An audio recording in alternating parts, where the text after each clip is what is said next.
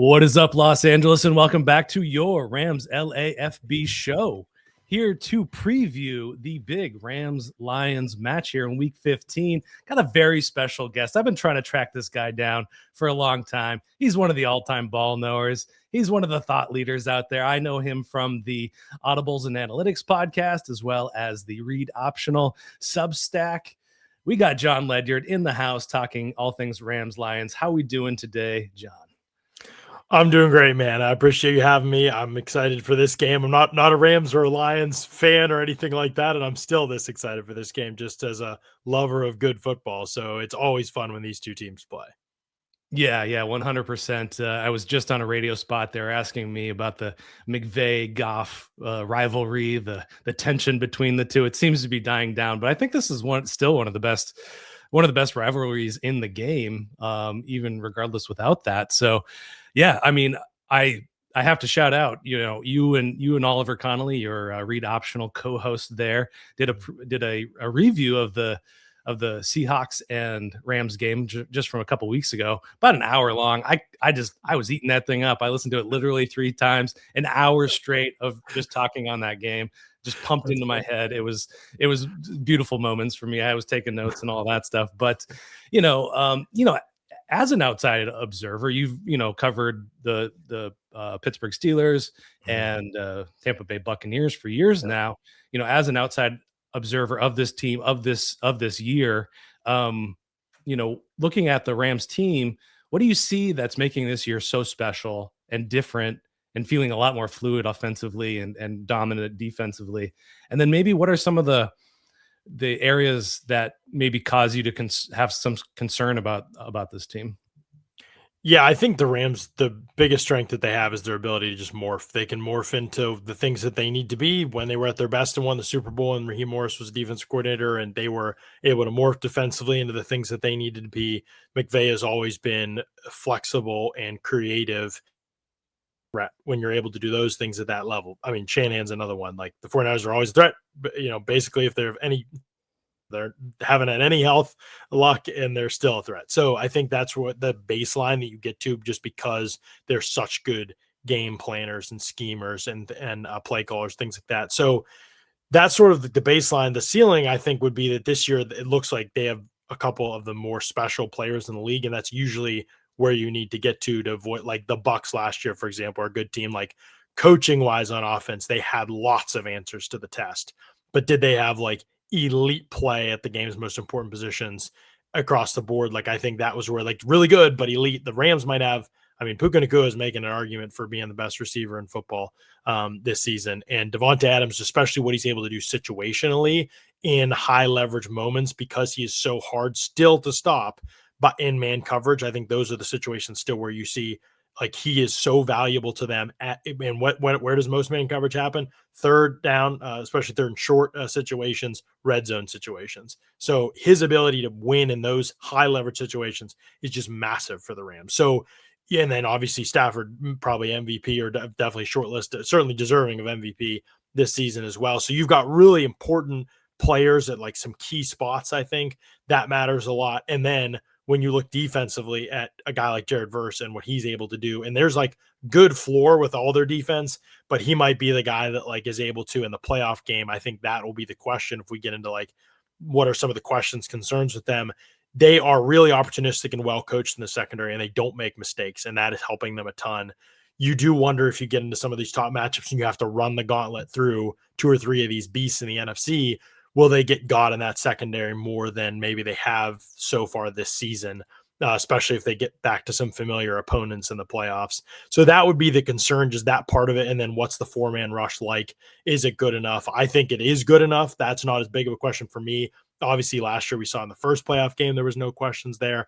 I think that will be like, does everybody take a leap in the playoffs type of question? I think specifically Braden Fiske, like, he's the one question I have, because typically we've seen San Francisco, Kansas City, Philadelphia, teams that have had a lot of success in the playoffs the last couple of years. They did it with more of a group rotation, right? And they had really good players, obviously, like no question about that, but they had depth too. They had at least 5 or 6 deep on the front. So is Fiske going to be that guy? I think we know Verse will be that guy. Byron Young and Kobe Turner's a really good player. is Fiske able to be that guy? I think he's been really hit or miss this season. And so there would be, for me, some focus on him and what kind of player he can be in that level. If he can make one of those crazy runs that we see from players in the playoffs out of nowhere. But that would be probably the biggest. They have enough depth up front, enough impact players there. And then I think just is the secondary, like, able to continue to be this mistake free to make up for the fact that it isn't the most talented group in the league. Yeah, the Braden Frisk question is an interesting one. What have you seen, from him that, is maybe causing some of that inconsistency? Because his rookie season, he played pretty phenomenally. And I do agree that it seems like he hasn't flashed like he did that year. Yeah, I think there's always going to be some of this with Braden Fisk's game where, like, he will be in the backfield. And so some people correlate that to, like, well, isn't that good? Like, and that is good. And this is why he was a tricky evaluation, is because he is kind of a havoc guy. So the more havoc that's created around him, the more he takes advantage, the more he can be in situations that look good for him. When that isn't happening as much, when he has to win 1v1, I think he doesn't have the physical advantage over most guys in the league. So that's part of it, I think. And most of the time when you're talking about interior players, you have length, strength, something like that. You're gaining some type of advantage physically. He's not necessarily going to do that in the trenches. So where he relies on is being a better athlete than everybody else. And, this is sort of now Fiske was a later pick, so it made way more sense to take him where they took him. But Mason Graham is some facsimile and in some ways to Fiske, I think. And why I was a little bit lower on Graham is because I think, like, they're good athletes, but are they good enough athletes to be the type of player they need to be in the NFL to be at the highest level? And so for Graham, obviously being the fifth pick, like, that's a bigger deal than Fiske, where he was drafted. It's like, okay, you're more willing to concede, yeah, this isn't like a top 5 player in the class.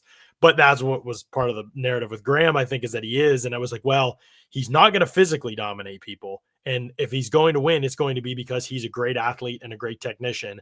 And I think he's more like a solid athlete and a solid technician. And that's sort of where I feel with Fiske, is that I feel like he's more of like a solid, good athlete. Certainly testing wise, there's the things that you get excited about. When you watch him on a football field, though, it doesn't quite always translate the same way to where, like, guys are just like, oh, he's a 5-alarm fire off the snap. Like, we got to, like, do this or that to, like, deal with the fact that he's so quick off the ball. It changes our set. We got to change our depth now that Rams can build attacks off of what Fiske creates. And Donald was the ultimate example. Obviously, nobody's expecting Fiske to be that, but that's sort of like what you're hoping for a player like that. But as it currently stands, Fiske is more of a product of the environment that they can create around him, where he can benefit from others' success more so than he creates the advantages, and then others benefit from him creating the advantages. So, it wasn't like he was, again, like a first round pick or anything, but I think at the same time, like, when you have the type of expectations the Rams have, he needs to be a player, I think, that's able to contribute more 1v1 in the pass rush game.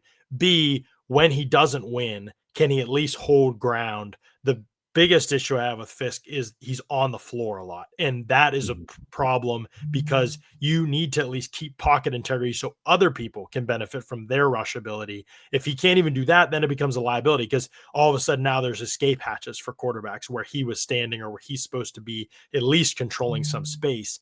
When you're on the mat all the time, it breaks up the integrity of the rush as a group. People don't necessarily think about rush as a plan a lot of the time, but it is. Pass rush is a plan, especially with a 4-man rush. It's a plan. There's paths, there's areas that you need to hold. And he tends to take big chances and sometimes ends up out over his skis and on the ground as a result. So I think there's some things he can clean up. I don't think he's ever been like the highest ceiling player to me, but he still a player that I think, because of the effort that he plays with and the intensity he plays with, and because he's a good enough athlete, he's still a player I think you could see having 1 or 2 splash plays in a big playoff game and benefiting from that, even if the larger sample size is like, I might have some reasons to be concerned here.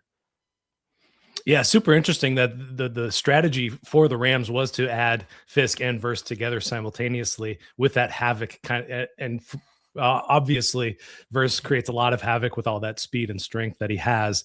And thinking about the Rams specifically, their game plan in the rush, they rank very high in those sims, stunts, and all of those kind of sets up. So it is very, very schemed up kind of a pass rush, it seems like. Yeah. And to your point, you're looking at this game on paper, I would say maybe for the first time in this kind of rivalry, The Rams are a better team on paper, have a more talented team. We've seen some of the depreciation of the talent from the Lions. Offensive line for sure, talent on the sidelines for sure. That's an interesting conversation to be had there. But we're in a time where it's a matchups league. Yeah. So what matchups are you looking at in this game that can either tilt it towards the Rams' favor or towards the Lions' favor? And I got to point out that the Rams are a 5.5 point favorite heading into this game, which I think I don't know. You talk now. Well, the Lions, yeah, I mean, it does seem like a good amount just how we've seen this game play out. But the Lions can still score in bunches, and so that's the thing with them, is that they are really talented offensively still. But there's also an area of weakness that, to a degree, that there hasn't been in the past, to the point where they were ready to bring Frank Ragnow off the couch because they just don't. The interior offensive line is just sort of a mess, especially in pass protection. Some of that is due to injuries. They've certainly had injuries. The other problem is that Taylor Decker is not the Taylor Decker that he was 2 years ago, probably, and it's been fading. And Jared Verse just destroyed Taylor Decker last year when these two teams played. And that, I think, is on the menu again. What Taylor Decker struggles with more than anything else is the speed to power rush. And Verse is the strongest pound for pound player in the league, in my opinion. So I think that one looks like a nightmare type of matchup for the Lions. This is the one, I mean, other than the obvious storylines and what you hope that elicits out of a player like Goff, this would be the matchup on paper that the Lions probably hope to avoid the most, is this Rams team, because of the way that the Rams play and a lot of the different things that they can do. Anything that they can cause, any way that they can cause with the rotations you're talking about, Goff to hold it for a second longer or to do something, that's where Goff can't thrive, right? The idea is that you don't want Goff to go to first read. If you can get him off of that, he really declines as a quarterback. Really good player, and almost always knows where he should go with the ball before the ball snapped. That's the hardest part about playing Jared Goff, is it's very difficult to confuse him. He is so intelligent as a quarterback. But I think if there's anybody that can do it, it's the way that this Rams front is played. And then the detonation of everything around him too, that's where the Rams can really win, is up front, those spots. And even Penei Sewell, I think I'm interested to see the Byron Young matchup. Like, he can struggle against a player like Byron Young that likes to high side rush, I think, more so than the national narrative would have you believe about Penei Sewell. Very amazing player, best run blocking tackle in the league. But I think in pass protection, there are some areas that they can attack. So just across the board, I could see this being a game where the Rams are able to wreak a lot of havoc up front and win 1v1 matchups. Then obviously when you combine that with the pressure stuff and the way the Lions backs, as much as I love both of them, and they have had a little bit of a tougher year picking up things in pass protection than they've had in the past. Well, Gibbs, it's never been his strength, and Montgomery's not been at his best maybe this year in that capacity. Probably a lot of that has to do with the shifting nature of the communication and their protections with Ragnow gone.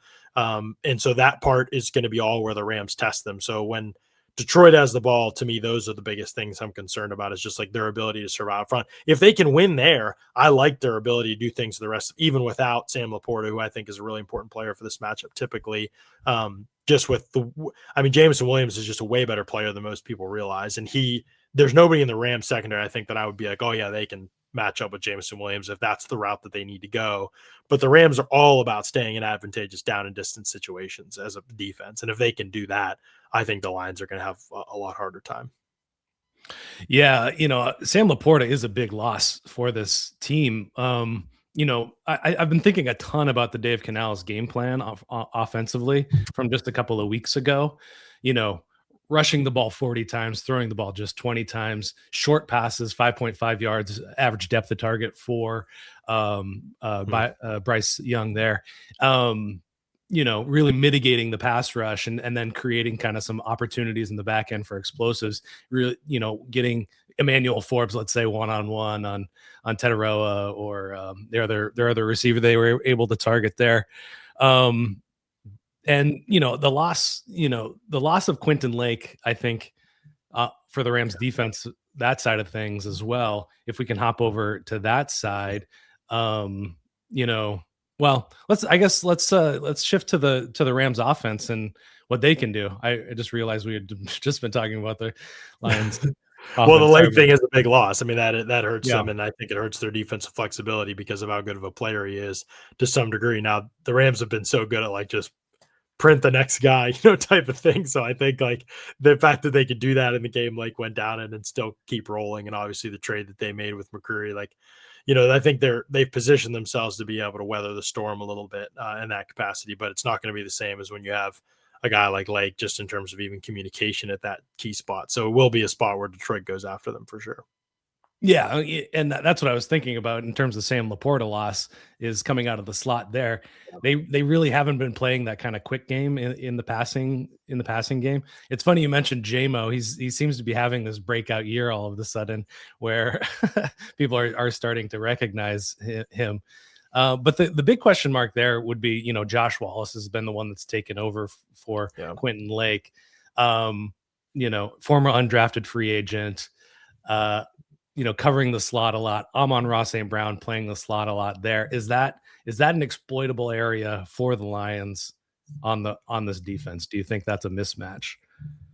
Yeah, it could be a mismatch for sure. It really, like I said, I think the biggest thing for the Rams is going to be, do you win first down? Because if the Lions are able to get you into third and short types of situations, that's where it can become really tricky with them, because then the whole playbook's open. The Rams are forced into man coverage. They don't necessarily want to play that way all the time. So they want to be able to dictate terms in terms of coverages. And if the Rams can be comfortable in coverages based on down and distance, they're a really good defense. When they have to play, when they're like, no, the game pace or the down and distance dictate a certain coverage is going to be used like 80-85% of the time, and they're suddenly predictable in coverage, that's when they don't have the talent to make up for some of those situations. So it's really going to be all about staying out of the situations where the Lions can anticipate and attack them easily, like man coverage situations. One area of the Rams I think that will be tested in this game is just like, what do they look like defending the middle of the field? What do they look like at the linebacker level defending the middle of the field? The Lions have every single year, and they do this without being a great vertical passing team. The 20+ air yard stuff is not noteworthy necessarily for them compared to a lot of the other top offenses, but the Lions are still dynamite in the intermediate areas of the field, dynamite between the numbers. And this is where Jared Goff shines as a quarterback, probably more than anywhere else, and perhaps as much as any other quarterback in the league, is his ability to read and throw with anticipation in the middle of the field with accuracy. That is where top quarterbacks set themselves apart. Well, Ollie and I just talked about this on yesterday's pod, and we ran like a bunch of numbers and studies on it, and like people can kind of go listen to that and see, like, we talk about that area of the field being a barometer for quarterback play all the time, because that the top guys can play in the intermediate area of the field all the time. And that's where your best mismatches are. If you can play there, if you can anticipate, throw in the windows on time. If you're late, you're picked. So that's where the stakes go way up. And so the most scared offenses in the league, like the Eagles and the Steelers, they never throw the ball there, but the offenses that tend to trust the quarterback implicitly, and that's Detroit to the max, they play in those areas of the field. And so that is where the Rams linebacker certainly will be tested. Play action integrity, some of those things will be tested for them, I think, in this matchup specifically. Yeah, Nate Landman's been kind of splashed onto the scene, and he's going to be taking care of a lot of that junk in the middle of the field. From what you've seen, obviously he's got those amazing splash plays. From what you've seen, coverage wise and whatnot, is he going to be able to hang with, if he's put up, if there's an instance where he's put up against Amon-Ra St. Brown in the slot, or somewhere around there? Yeah, what do you think?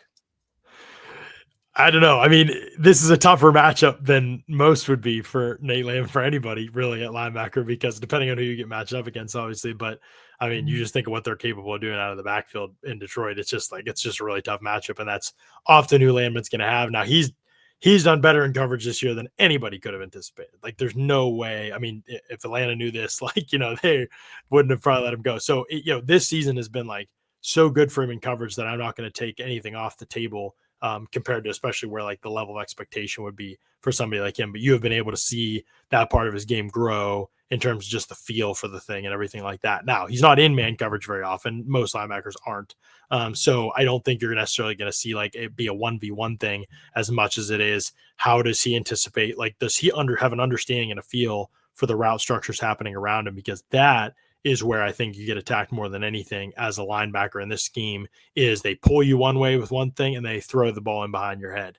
And so the Lions are going to have their bag of tricks, I think, to get into that area of the field. And he'll be tested. I don't think it'll look at the end of the game and he'll have given up 0 yards or anything. But if that's the only place Detroit finds success, Landman's job also is stopping the run, and he's been excellent at that this season, one of the best in the league. So I think that that part of it for the Rams is probably as critical. And if the Lions are going to throw, 15 balls in the middle of the field and complete 10 of them for whatever and run after catch and stuff, okay, then you probably tip your hat. But I think if they can shut down everything else Detroit wants to do, and specifically not allow the splash plays to Jameson Williams, the Lions need to be an efficiency-based offense. If you let them become a splash play offense and also an efficiency-based offense, now you're in trouble, because they can mount a drive or two just with all the tricks and all the weapons they have.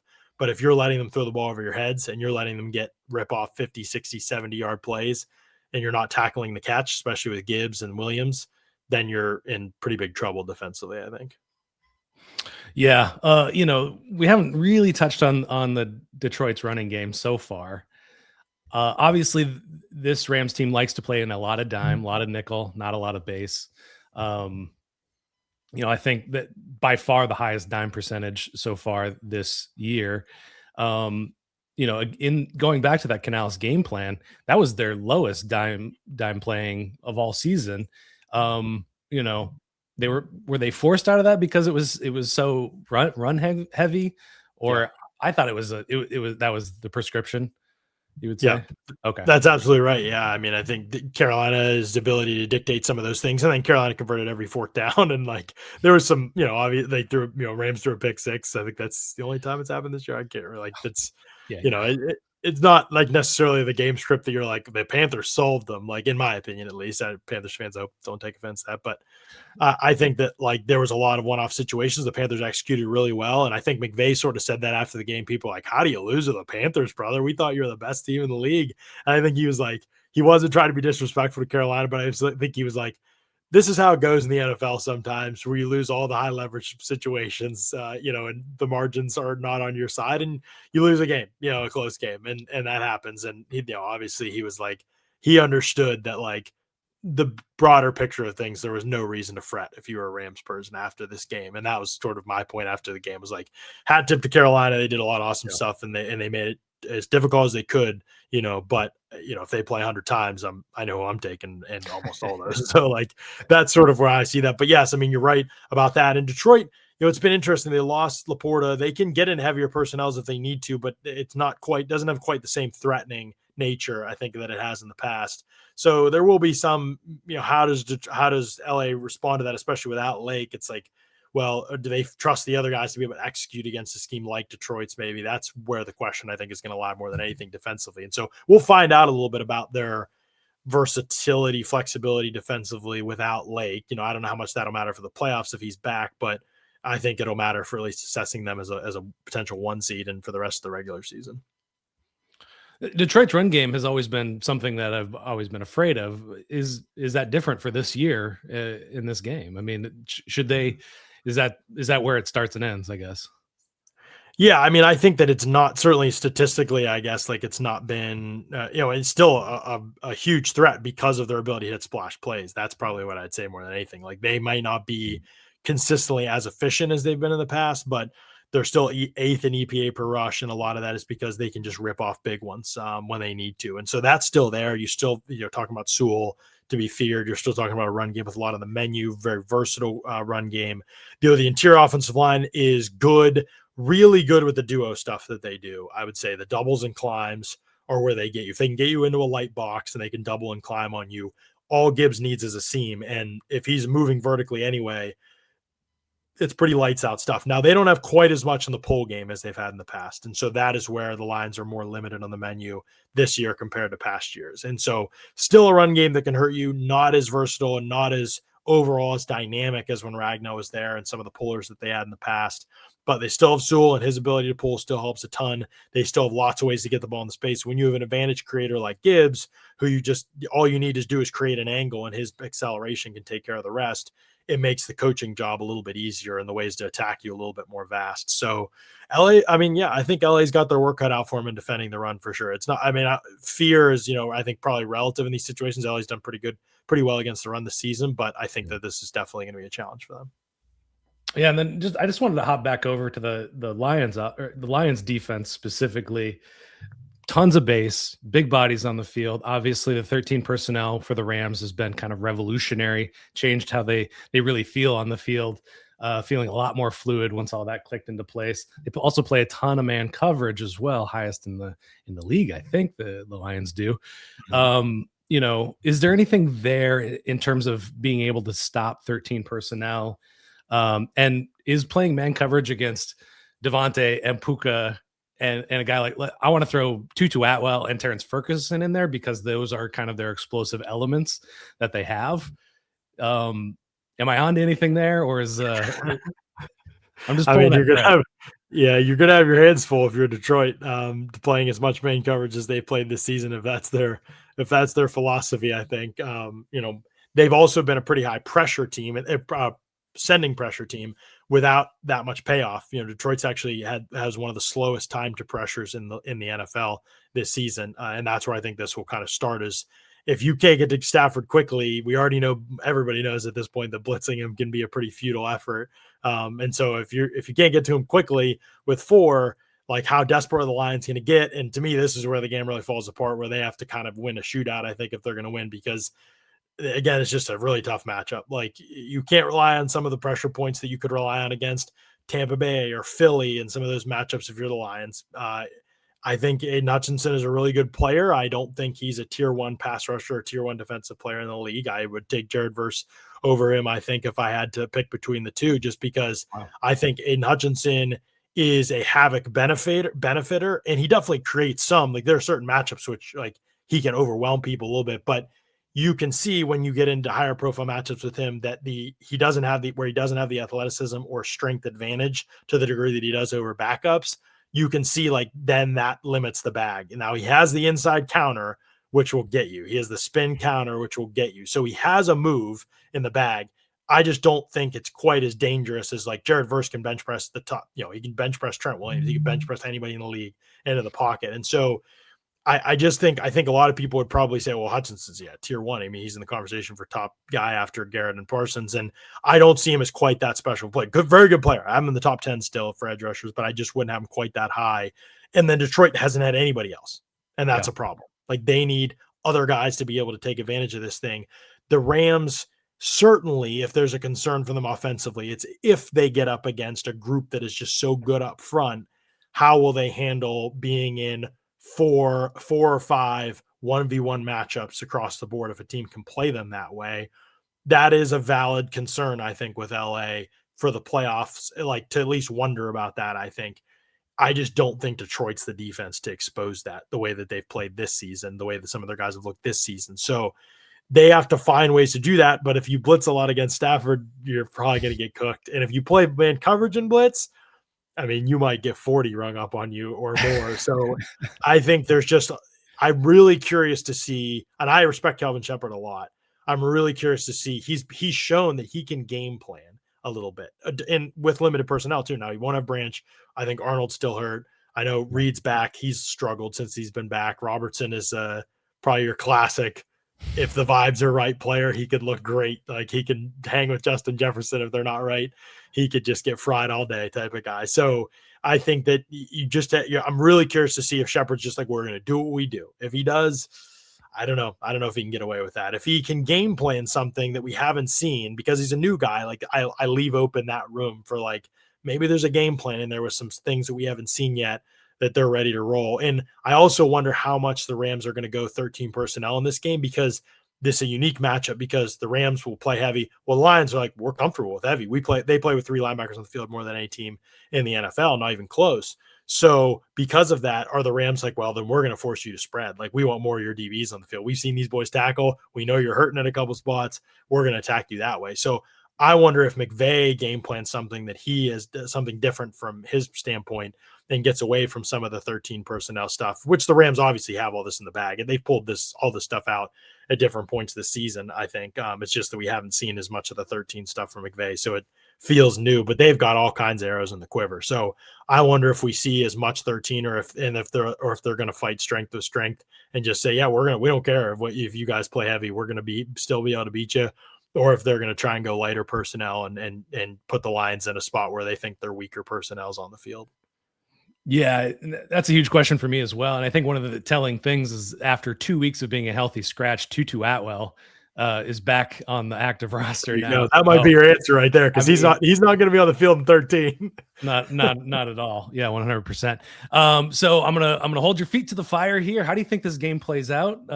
If you want to give a final score prediction, it's a 54.5 over under, so pretty high scoring game, and 5.5 point favorites for the Rams, home favorites. What do you think? Yeah, I just like the way the Rams offense is playing right now, and I'm not as high on Detroit's defense. I'll go like 38-27 or something like that. I think. Okay. I think Detroit's offense can put up points still if they can just keep Goff upright. But it has potential to not be as close as maybe some of the matchups in the past have been. But Detroit's offense, I just have a lot of respect for. Like, if they get in a groove, I think they have some real talent advantages. It's just, like I said, it's all going to be about whether they can dictate the matchups they want to or not. And depends a lot on winning first down, in my opinion. All right, there we have it. Jon Ledyard, tell the people where they can find your stuff.